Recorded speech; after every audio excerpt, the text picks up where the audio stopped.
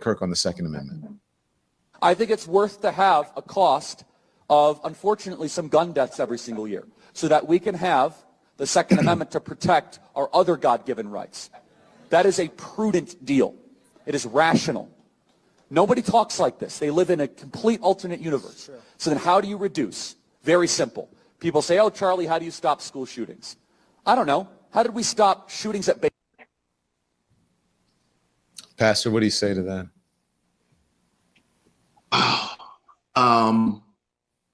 Dr. King did not carry firearms. And this was one of the things that he was criticized by. He did have security with him at times. But it is sad when we talk about this idea of gun violence here in America, and that gun violence was the very thing that took him out. And this is the tension, I think, that so many of us stand in today and that I stand in, that there were many things that we see that were clearly said that actually perpetuated this death today.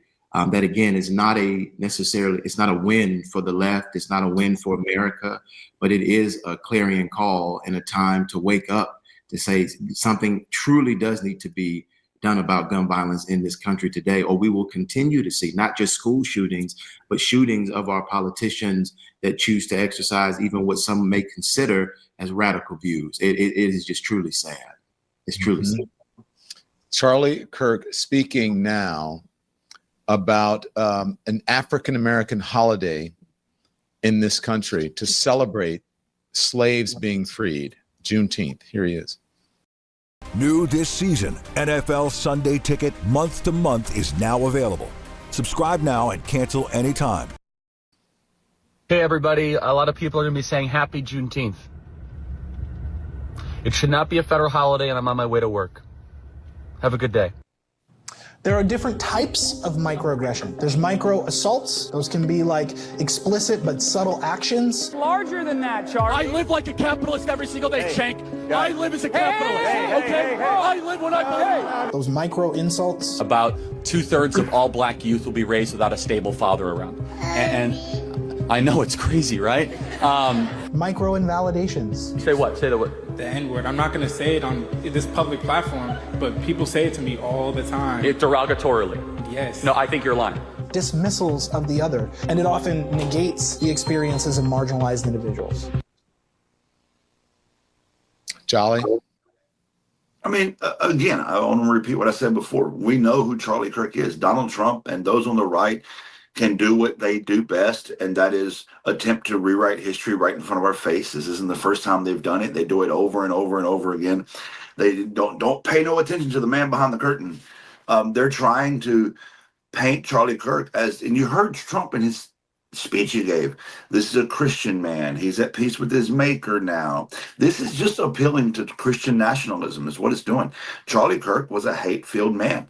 Again, I can simultaneously tell you he's a hateful man and condemn the violence that killed him.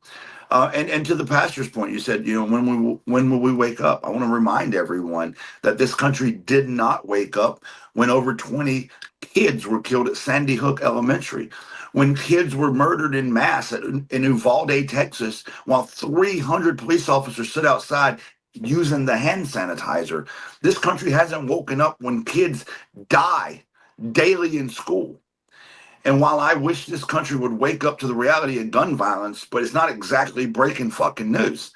Listen, the only people that need to wake the fuck up is the right. The same people that are saying that this is being incited violence by everyone else are the ones that protect the guns. We've been screaming, protect children, not guns, for how many years?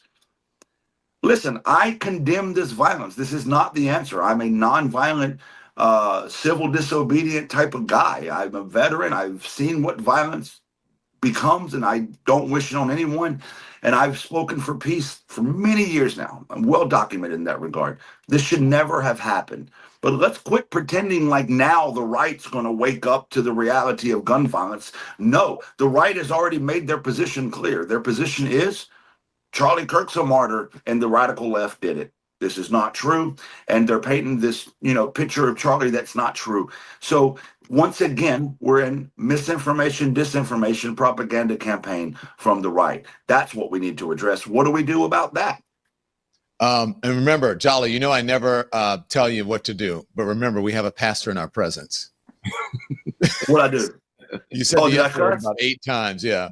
Yeah, I want to say one thing. Fred Hampton said profane times call profane language. So I do apologize, but I believe that this is a very profane time, and I need to use the accurate language to describe it. Thank you, Jolly. Now, speaking of the bigotry and the racism, this is Charlie Kirk on some of the most high-profile and accomplished people of color, Black people in this country, if not the world. Here he is.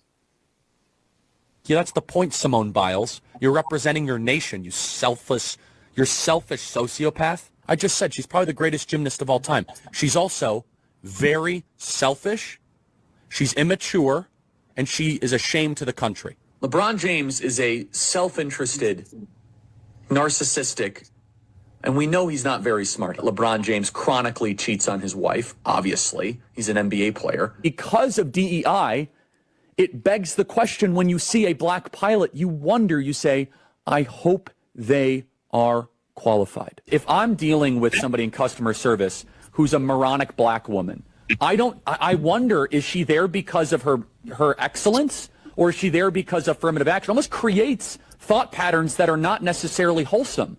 Black America was getting richer, they were getting stronger, and families were largely still put together before the Great Society, Voting Rights Act, and Civil Rights Act. 60 years later, Black America is in a worse position. I'm not saying it's because of the Civil Rights Act, I'm not saying it's because of the Voting Rights Act, but somewhere something went awry. I can name at least a dozen people more deserving in the 20th century of a federal holiday than MLK.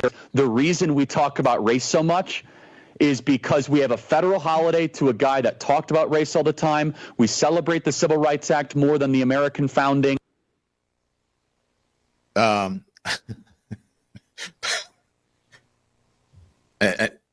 should not be laughing, but it is now you understand. I think people understand why there are why I shouldn't say those of us, why there are people, Americans, and I spoke to an African-American gentleman last night on the street, and I'm going to play that for you in just a moment, but why people are conflicted about this. Again, not that they're happy that the man what happened to the man, but they have trouble understanding why the president is in the Oval Office giving a speech about him, why he is ordering flags to be lowered at half staff and then half mast on ships. Why is he doing that?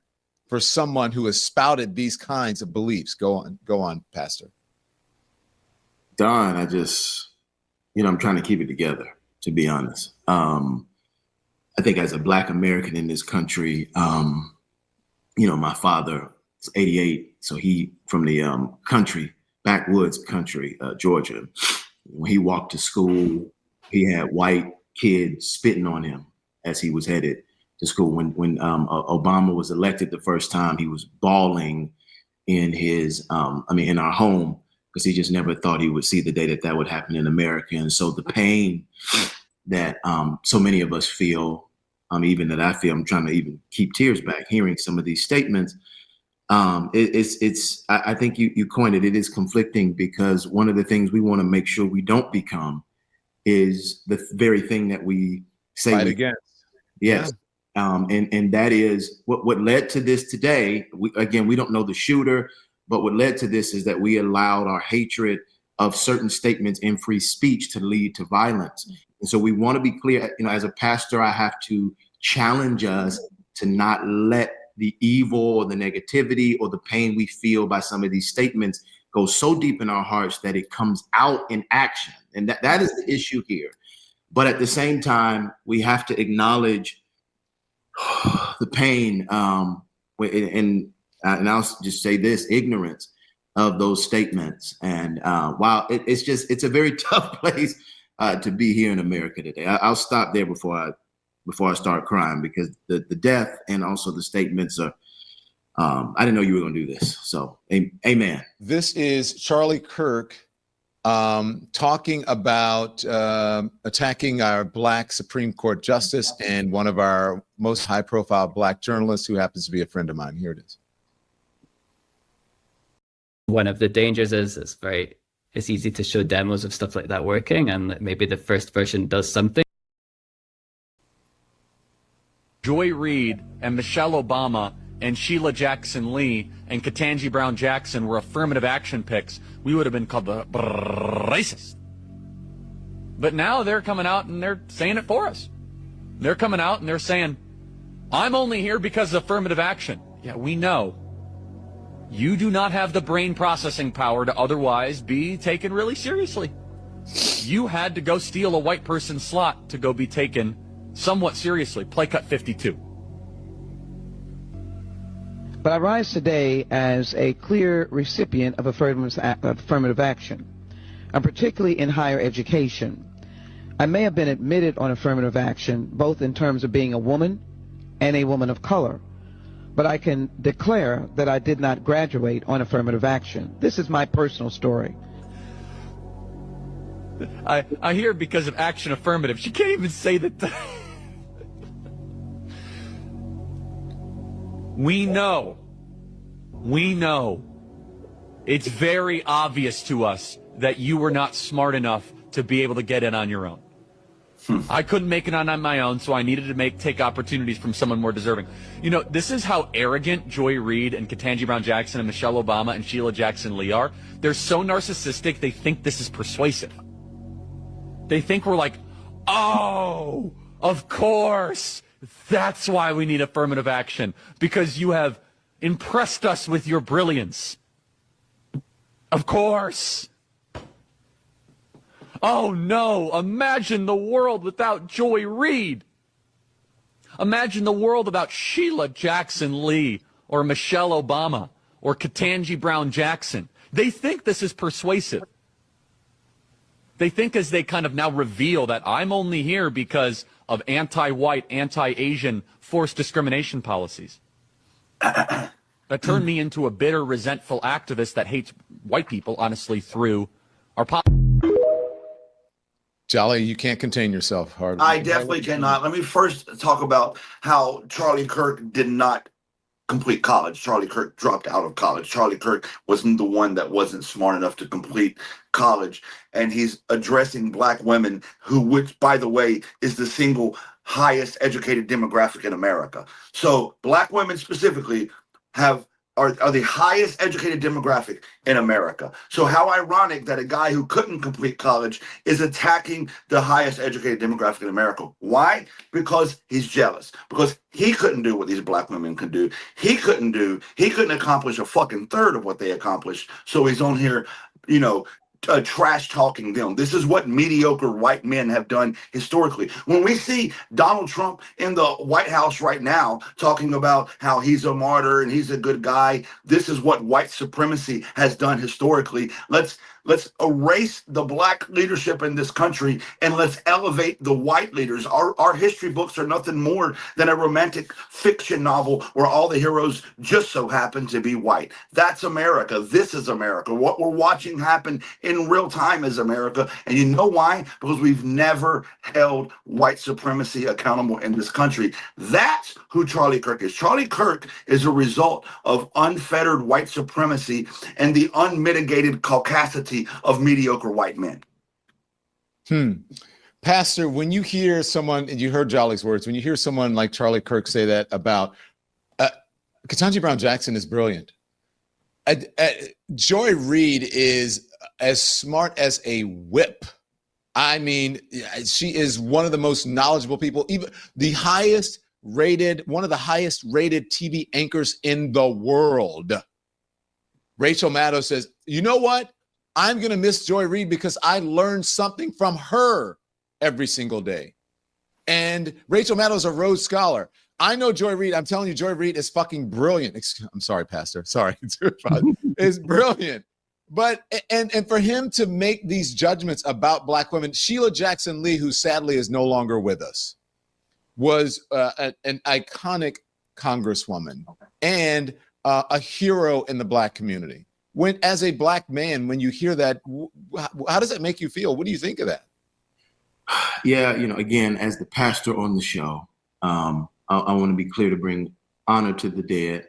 However, one of the things one of the things I also want to say here, it speaks to a greater, and Jolly actually coined it, a greater condition of desperation for many of our white brothers and sisters that hold themselves to a certain level of conservative ideals.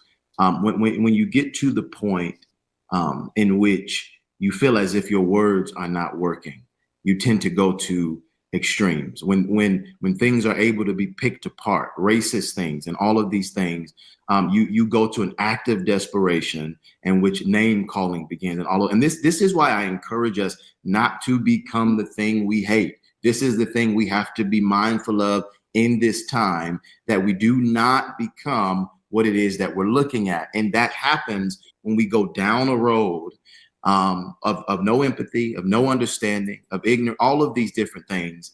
But it is, and I just say it again, it is just truly ignorant, and it speaks to the condition of our country when we have our white brothers and sisters that refuse to engage. I'm not talking about all, obviously Jolly is here, not all, but there are many that refuse to engage in conversations about equity and inclusion and diversity and racism. When they refuse to do it, what happens over time, it becomes politicized and it turns into something that is irrational. Yeah. Pastor, I look, and as I said, this is a tightrope that we're walking because, as you said, we want to honor the dead. But I think it's important because a lot of people asked me yesterday on the street, they said, Don, you know, I've been seeing people like making this guy out to be Mother Teresa. I don't agree with him at all. I don't think he should be killed. I don't think that someone should shoot him. I don't think that he should die for his political beliefs or just his beliefs in general. But can you and the media, and I'm not saying that I did it, please not make this guy out to be the second coming of Christ, because he was not. Yeah. It speaks to, and I'm sorry, it speaks to the idea of two gospels in America. It's just how we have two political parties that believe in the same Jesus, yet vote in different ways, and yet spur different things of hatred and so on and so forth. We're not looking at the same Christ. And I think that's one of the things that we are seeing today. We are, I'm a journalist, you're an influencer, but we believe in truth and facts. And so while we're not here to say we're happy that Charlie Kirk is dead, no, but we are here to show you who Charlie Kirk was and whether it was appropriate for the president of the United States to sit in the Oval Office and say that he's going to, he ordered flags at half staff, and now saying that he's going to give him posthumously the Presidential Medal of Freedom. And folks are crying for empathy. Folks are saying, have some empathy for Charlie Kirk and for his family. This is what Charlie Kirk, again, this is Charlie Kirk in his own words. This is what he said about empathy. If you're still using paper invoices, forget about it. Sign up with Household Pro now.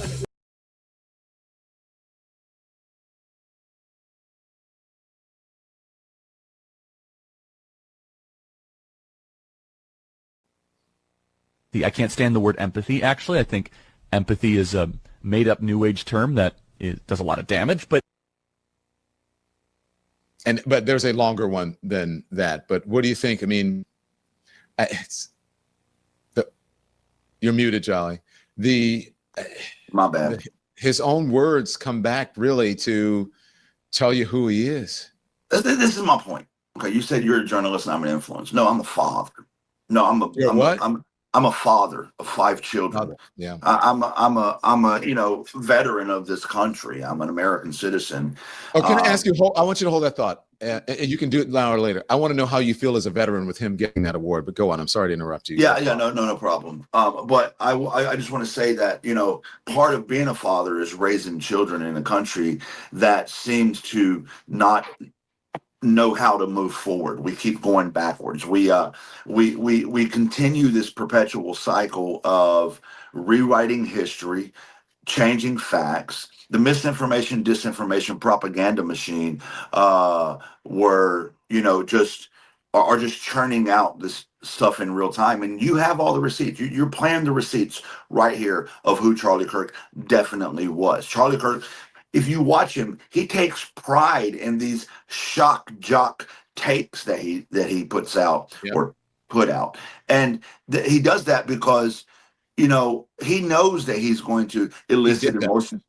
Yeah, right. He knows that. He knows he's going to elicit emotional response out of people. He knows what he's saying is hateful and attacks marginalized communities. He knows that and takes pride in that. So any rewriting of that is just another example of how this country cannot seem to hold white supremacy accountable. Like you said, how do I feel as a veteran, him given the Presidential Medal of Freedom?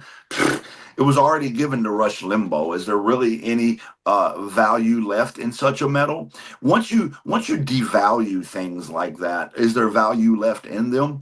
Again, I want to point out, Donald Trump is trying to make him a martyr. He said the word martyr in his little speech, and he's making this out to be a leftist. Don, we don't even know who did it yet. So how are we already talking about? Yeah, so how are we already talking about? And I won't talk to it right now, but how are we already talking about this is a radical left issue? This is number one, a way to try to accelerate violence in this country, because number two, the Epstein files left a crack in MAGA's armor, and they're losing political capital. The American people have been standing up against what's happening. We are taken to the streets. We're protesting and we're speaking out. We're not buying it. This nonviolent civil disobedience has been working across the country. And Donald Trump and all those on the right know that their plan is failing and that we're not going to sit back and let them rig the 2026 election. We're not going to let them gerrymander. We're going to fight fire with fire and gerrymander in blue states. And all these things are happening, and they're losing their political capital. So this has given them the opportunity to accelerate violence in this country as a way to maintain the power that they feel that they're losing. Charlie Kirk on white privilege and testosterone. White privilege is a racist myth that is rooted in bigotry, trying to classify people based on their skin color. If you are a racist, you have something to apologize for. If you're a white person who is not a racist, you have nothing to apologize for.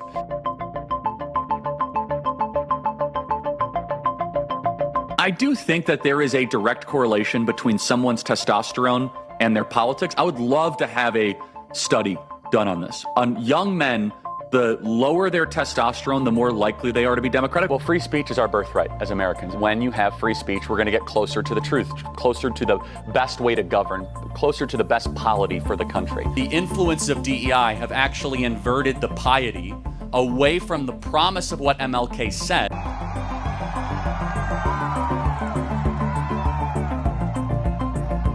So there's no white privilege. Charlie Kirk reminded me a little bit of Candace Owens. Do you know what I mean? Talk fast, but you're like, well, I'm not sure of what you're saying, but just fast talkers. Well, Candace Owens used to be with Turning Point USA.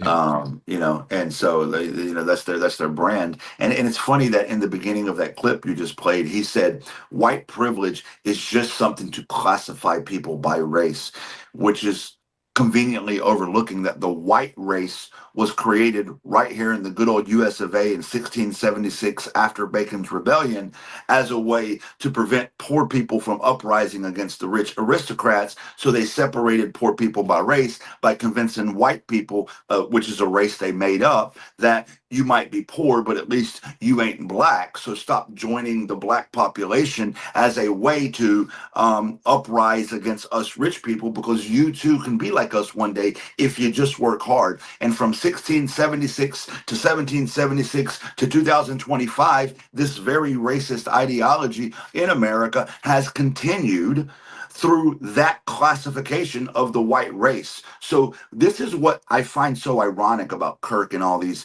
people. They literally conveniently spin history. Like he brought up affirmative action earlier when attacking black women, while conveniently overlooking the fact that the reason that existed was because they didn't allow black people into universities before that. We conveniently overlooked the reason that it was white people's inability to accept non-white people that required it. So then to spin that and say that it excludes white people is Professional level gaslighting. You know, white is not a race, right? I mean, and I would say that's what I'm saying, right? Yeah, white is not a race. It was something that was invented here in America, yes. And also black is not a race. Both of them are a collective here in the United States of white people. You may be European American, you could be Irish American, you can be Italian American, you can be all kinds of things that people put in this white category. It's just like either you're African American or Jamaican American, just so you know.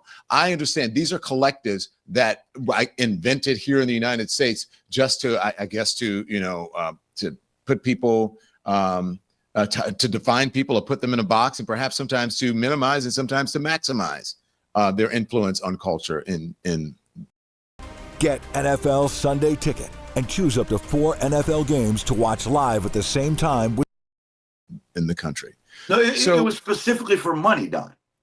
Yeah. The poor people were uprising against rich aristocrats when this was still a British, colony, when they were colonizing the indigenous lands. And so to keep that from happening, to protect their money, they made this white race concept. And then black people in this country were used as free labor and cheap labor and for capital gain. This is all about greed and white supremacy, and it always has been. And then they spin this, just like Donald Trump's doing right now, in real time. They are spinning this like now again it's the white man who's the victim of it all. In reality, once again, we don't even know who did it or what his motivation was. Mm-hmm. Well, why don't we get to that? Because you mentioned it. Before, I just want one more. On Charlie Kirk, and then we'll talk about we'll get to the, we don't even know who it was. This is him on gay schizophrenic Paul Pelosi attacker. I mean, I'm looking at Politico.com. I'm looking at the New York Times. I'm looking at all these places, and there's a little bit of mention here.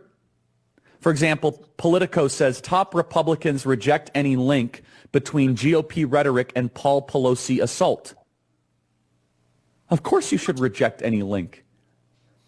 Why is the Republican Party, why is the conservative movement to blame for gay schizophrenic nudists that are hemp jewelry makers breaking into somebody's home, or maybe not breaking into somebody's home? Why are we to blame for that exactly?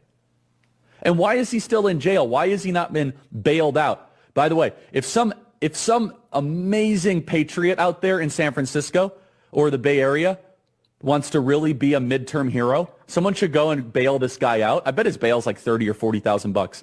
Bail him out and then go ask him some questions. Well, I'll say two things. First of all, to what he just said, why should the GOP be responsible for this? Oh, by the way, go bail him out. Like, which is it, bro? But what I was going to say was, when this type of violence that happened yesterday, when one person takes it in their hands to use violence as an answer, then what happens is the temperature gets turned up in the country and violence becomes, higher. And every single time in America, when that happens, the communities that are most at danger are marginalized communities. People that look like me are less in danger. Here's why. It's exactly what you were just saying a moment ago. And that is that what they do on the right is they paint this picture of what the left is. The left is lesbian, gay, queer, trans.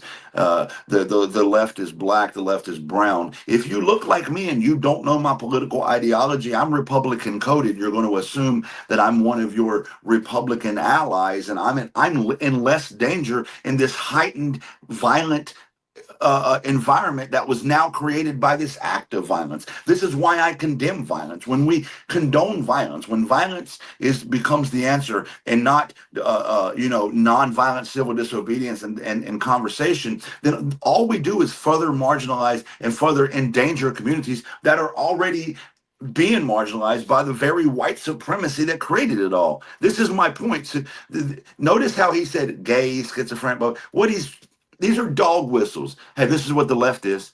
The left is a bunch of gay, trans, black, brown, queer. That's what they do.